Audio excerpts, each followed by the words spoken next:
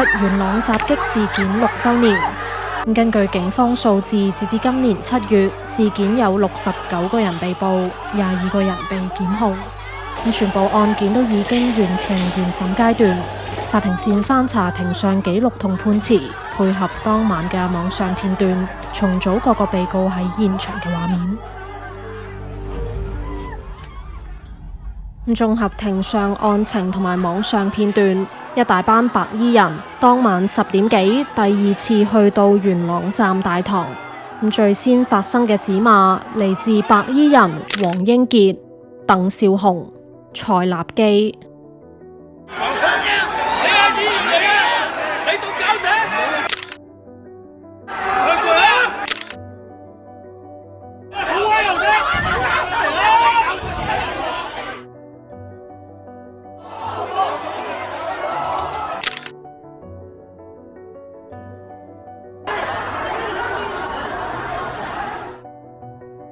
差唔多同一時間，另一位白衣人黃志榮亦都喺大堂。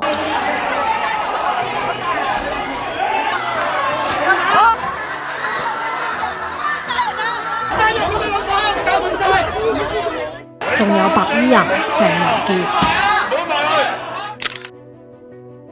同一時間喺閘嘅另一邊就見到非白衣人林卓廷。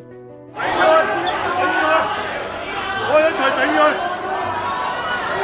企落嚟幫手頂住佢，晒係幫人，睇住你，唔好打你喎，走啦！屌你老母！你搞緊走啊！定你老母啦！走啦！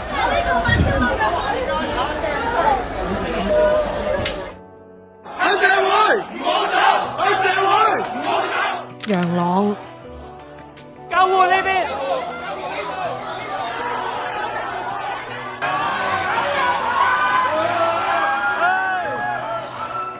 尹仲明、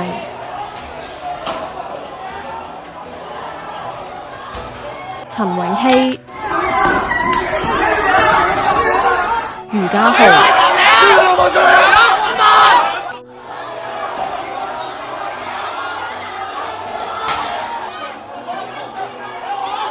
葉音聲同鄺浩林。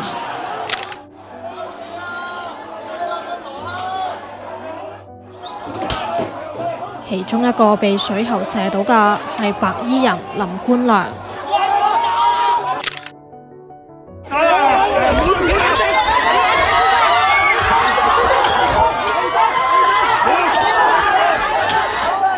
另一個白衣人程偉明亦都喺現場，而程偉明早喺當晚7點去到8點就喺元朗鳳攸北街休憩處同大批白衣人一齊聚集。白衣人林啟明同樣被水喉射到。停手！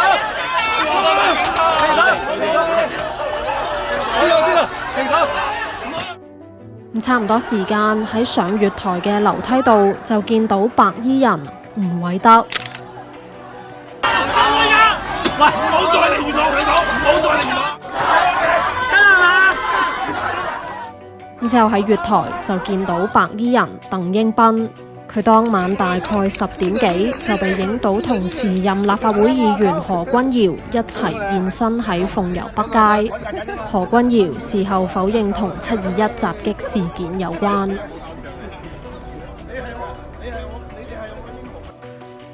而白衣人黃浩星就見到佢出入車廂。到凌晨，英龍圍一帶就見到白衣人吳偉南。白衣人鄧家文。同一批白衣人入面仲有鄧懷森，佢同其他白衣人由英龍圍一帶跑去元朗站 J 出口。而最後一名非白衣人何贊琪嘅身影亦都喺呢個時候出現。721元朗襲擊事件事發至今6年，警方近2年都冇再有拘捕新嘅人，係咪已經結束調查？又有冇掌握涉案嘅在逃人數呢？佢哋話會繼續全面同深入調查。